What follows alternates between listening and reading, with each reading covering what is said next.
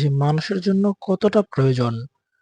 ১৮ কোটি মানুষ ডক্টর মোহাম্মদ ইউনূসকে আরো ৫ টি বছর ক্ষমতায় দেখতে যাচ্ছে।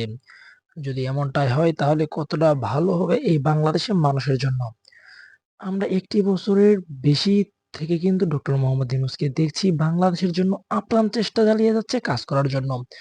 জাতিসংঘ থেকে বিভিন্ন আখ্যাত নিয়ে আসছে ডক্টর মোহাম্মদ ইউনূস।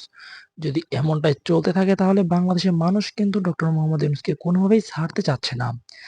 যদি নির্বাচন না হয় আর ৫ টি বছর ক্ষমতায় থাকে তাহলে বাংলাদেশের মানুষ তাকে কিভাবে গ্রহণ করবে? প্রিয় দর্শক বন্ধুরা, আপনাদের কাছে একটা প্রশ্ন।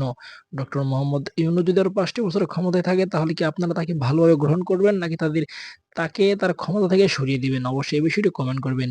সেই সাথে কতটা ভালোভাবে দেখছে বাংলাদেশের মানুষ ডক্টর মোহাম্মদ ইউনূসই যেন বাংলাদেশের মানুষের শেষ ভরসা, এমনটাও জানিয়েছে গণমাধ্যমে।